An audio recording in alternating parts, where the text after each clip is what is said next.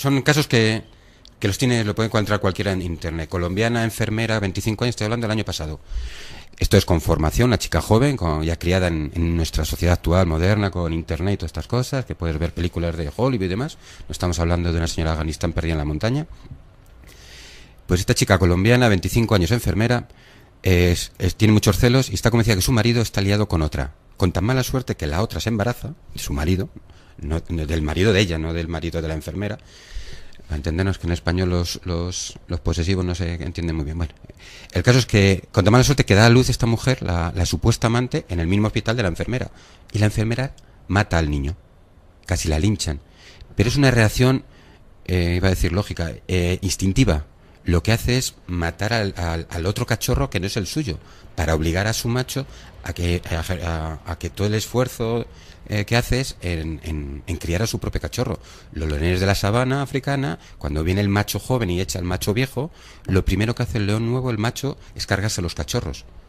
¿Por qué? Porque no iban a perder el tiempo en trabajar, esforzarme, en alimentar y sacar adelante a otros cachorros. Pero bueno, como seres inteligentes... A eso voy, pero primero somos animales de demostrar y luego somos sociales y tal. Que somos capaces de... Pero de vez en cuando nos sale la vena. Sí, pero que somos capaces de llevar a cabo un cambio y que somos capaces de adaptarnos a nuevas situaciones, yo creo. Mira, Francisco, tenemos ahora al teléfono a José Luis Requero. Pues yo encantado de cederle el paso, que habla estupendamente, don José Luis. Tenemos que conectar con él todavía. Bueno. Podemos conectarlo y hablar todos a la vez porque yo creo que sería interesante, ¿vale? Vuelvo entonces, me voy un poco por las ramas, vuelvo a los datos. Nos están vendiendo eso en base, entre otras cosas, a esos acuerdos obligatorios que hay entre los medios de comunicación y el Estado. Pues algunos se saltarán este tipo de acuerdo porque sí que he leído, pero sí que he leído algunos casos porque yo hice un trabajo de estudio sobre la ley de violencia de género y hicimos un seguimiento en los medios y sí que recogimos algunos casos en el que se contemplaba el maltrato hacia el hombre. Pero son las excepciones que confirman la regla. Las noticias de hombres maltratados, asesinados, son siempre mínimas en cuanto a su extensión y además se suele justificar. Suele existir un protocolo en temas como estos delicados. Se suele justificar. Por ejemplo, en el tema del suicidio normalmente se silencian los casos de suicidio porque se supone que tiene un efecto llamada. Sí, por ejemplo, cuando un padre mata a su hijo, no se le justifica ni de nada. Directamente es un asesino, un canalla. Cuando una madre mata a su hijo siempre y se intenta justificar y se ha llegado a crear la figura de suicidio compasivo. La mayoría de las veces es por despecho, y el caso más famoso que está en la literatura clásica es el caso de Medea, que su marido Jasón le pone los cuernos y en venganza ¿qué hace? Daño donde más duele, le mata a sus hijos. Pero eso es el pan nuestro cada día, desgraciadamente, pues vuelvo a repetir, somos animales.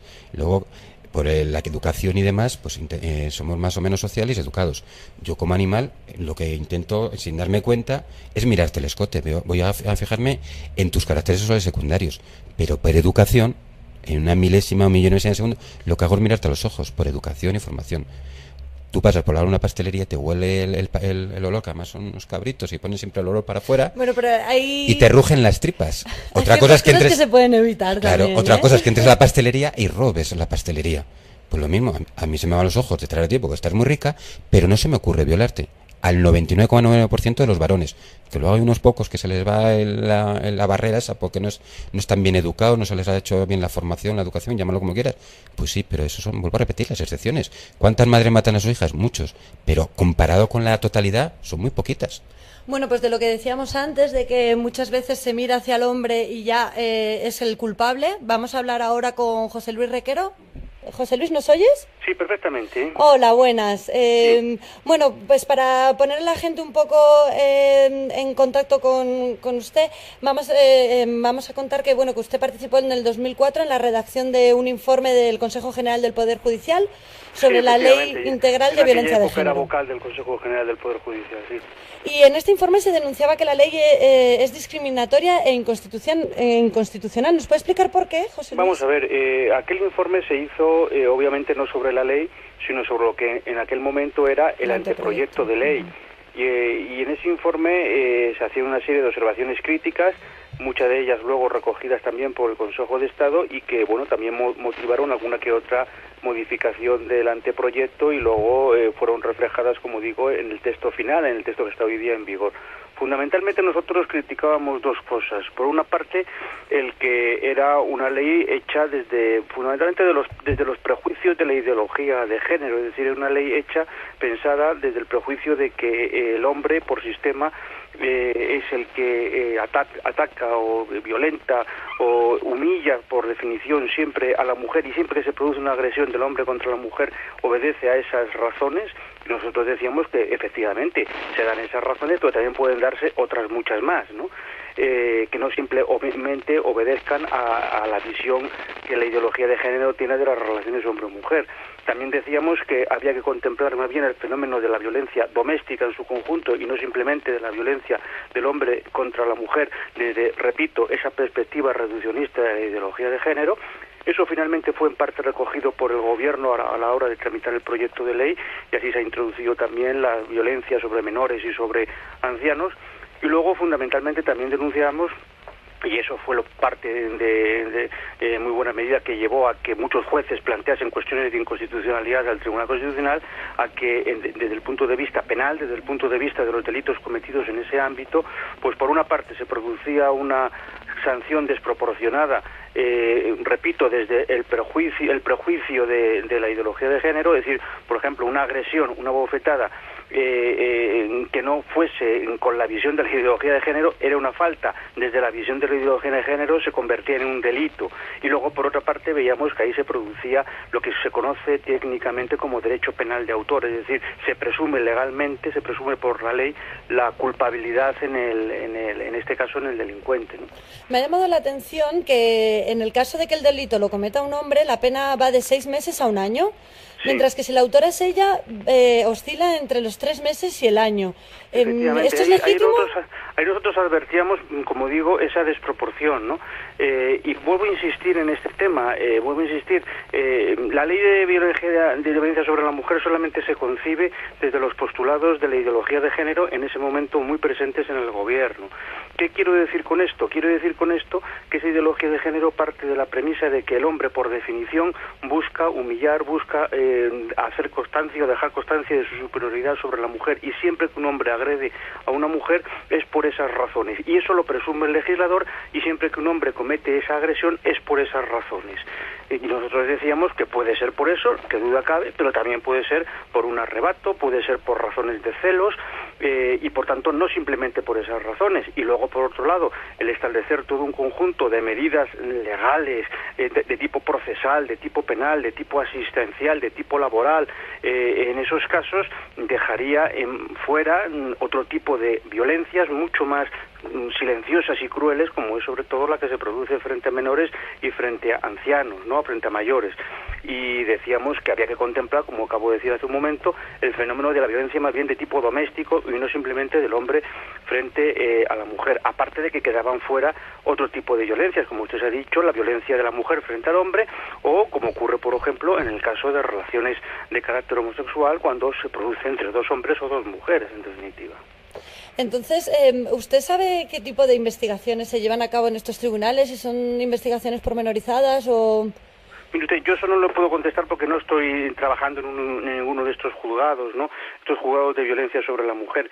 Nosotros en ese informe también advertíamos que no tenía mucho sentido procesal, sentido lógico desde el punto de vista de la organización judicial, crear órganos jurisdiccionales no sobre hechos objetivos.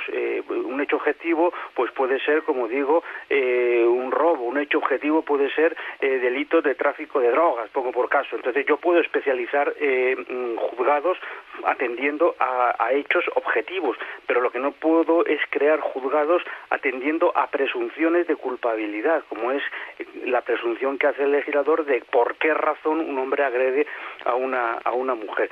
Y luego, sobre todo, eso a su vez está enviciado por otro motivo, porque ese tipo de procesos que se llevan en esos juzgados desde la lógica penal, desde la lógica criminal, absorben todos los procesos de carácter matrimonial, con lo cual se ha producido desgraciadamente una, criminalización de los procedimientos matrimoniales, ¿no?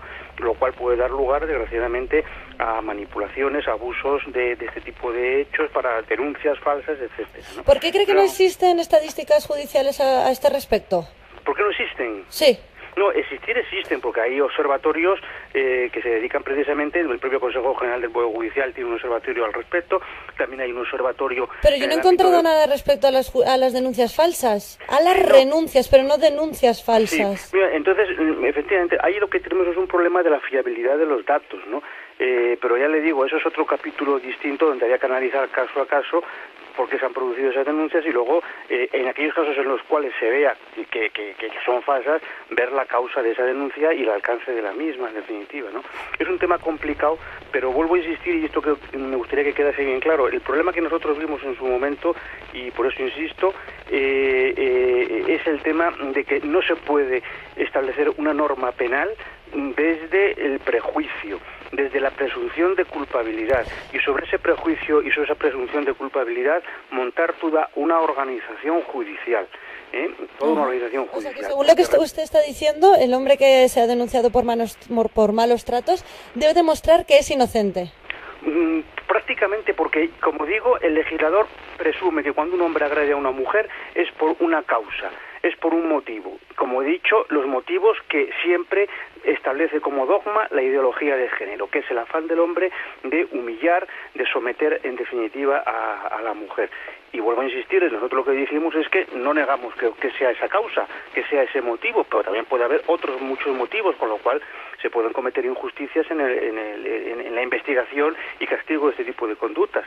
Le pongo por caso el supuesto de un arrebato, el supuesto de una agresión motivada por celos, o el supuesto donde ha habido una previa provocación por parte de la víctima. O sea, fenómenos muy complejos que además se dan en un ámbito especialmente oscuro y difícil de investigar, como es el ámbito doméstico, donde no hay habitualmente testigos, donde se procura que por parte del agresor no trascienda sus agresiones, en definitiva, con lo cual la situación es complicada, pero lo que no se puede hacer es entrar ahí, digamos, como elefante en cacharrería, y decir, bueno, aquí es que se presume que esto es así, Y esto, es, como digo, motivó muchas cuestiones de inconstitucionalidad por parte de jueces penales, fundamentalmente. Cuando digo cuestiones de inconstitucionalidad, quiero decir que es cuando un juez duda de la constitucionalidad de una norma, no puede inaplicarla, pero lo que sí puede hacer es decirle al Tribunal Constitucional que se pronuncie sobre si esa ley es o no constitucional. Y muchos jueces plantearon cuestiones de inconstitucionalidad frente a esta ley porque dudaban de que respetase el principio de culpabilidad. Y el Tribunal Constitucional dijo que la ley era constitucional. Ahora, yo invitaría a leer los votos particulares que se emitieron frente a las sentencias mayoritarias, donde se dicen cosas muy duras sobre la ley de violencia de género. Entiendo que esta ley se puede utilizar en ciertas ocasiones, por ejemplo, por abogados para agilizar los trámites de un divorcio. Sí, entiendo que se puede llegar a utilizar de esta manera.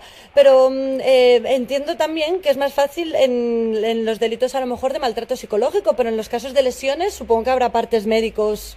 Sí, no, si el problema no es el parte médico, es decir, si una agresión, un puñetazo, no digamos ya la muerte, eso es un hecho objetivo y eso no hay que inventarse nada, es decir, está ahí la víctima con un moratón, con una contusión, con un brazo roto o simplemente un cadáver. Pero el problema no es ese, el problema es que ya sé el hecho objetivo, el problema es que ¿por qué se ha producido esa agresión?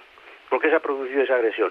Puede ser, como digo, una venganza, puede ser un ataque de celos, puede ser una situación de arrebato, de encolerizamiento momentáneo.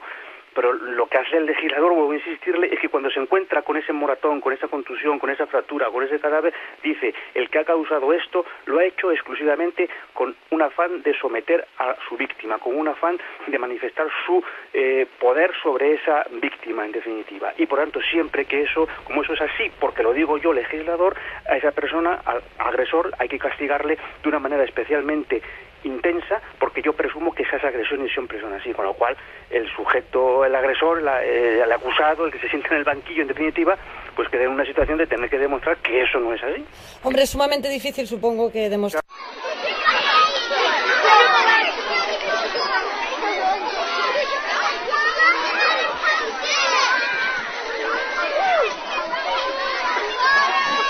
La ley de violencia de género, y hicimos un seguimiento en los medios y sí que recogimos algunos casos en el que se contemplaba el maltrato hacia el hombre. Pero son las excepciones que confirman la regla. Las noticias de hombres maltratados, asesinados, son siempre mínimas en cuanto a su extensión y además se suele justificar. Pero suele existir un protocolo en temas como estos delicados. Se suele justificar. Por ejemplo, en el tema del suicidio, normalmente se silencian los casos de suicidio porque se supone que tiene un efecto llamada. Sí, vamos, por ejemplo, cuando un padre mata...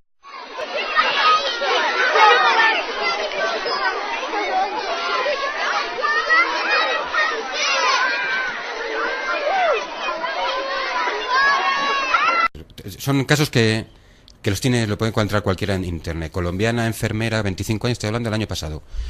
Esto es con formación, una chica joven, ya criada en nuestra sociedad actual, moderna, con internet y todas estas cosas, que puedes ver películas de Hollywood y demás. No estamos hablando de una señora de Afganistán perdida en la montaña. Pues esta chica colombiana, 25 años, enfermera. Francisco, tenemos ahora al teléfono a José Luis Requero. Pues yo encantado de cederle el paso, que habla estupendamente, don José Luis. Tenemos que conectar con él todavía. Podemos conectarlo y hablar todos a la vez porque yo creo que sería interesante, ¿vale? Vuelvo entonces, me voy un poco por las ramas, vuelvo a los datos. Nos están vendiendo eso en base, entre otras cosas, a esos acuerdos obligatorios que hay entre los medios de comunicación y el Estado. Pues algunos se saltarán este tipo de acuerdo porque sí que he leído... No, pero sí que he leído algunos casos porque yo hice un trabajo de estudio sobre... Tiene muchos celos y está convencida que su marido está liado con otra. Con tan mala suerte que la otra se embaraza, de su marido, no del marido de ella, no del marido de la enfermera. A entendernos que en español los posesivos no se entienden muy bien. Bueno, el caso es que con tan mala suerte que da a luz esta mujer, la supuesta amante, en el mismo hospital de la enfermera. Y la enfermera mata al niño. Casi la linchan. Pero es una reacción, iba a decir lógica, instintiva.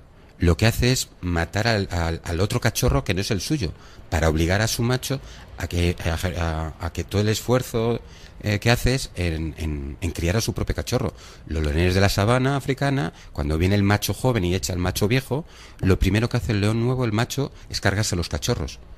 ¿Por qué? Porque no iban a perder el tiempo en trabajar, esforzarme, en alimentar y sacar adelante a otros cachorros. Pero bueno, como seres inteligentes... A eso voy, pero primero somos animales y luego somos sociales y tal. Que somos capaces de... Pero de vez en cuando nos sale la vena. Sí, pero que somos capaces de llevar a cabo un cambio y que somos capaces de adaptarnos a nuevas situaciones, yo creo.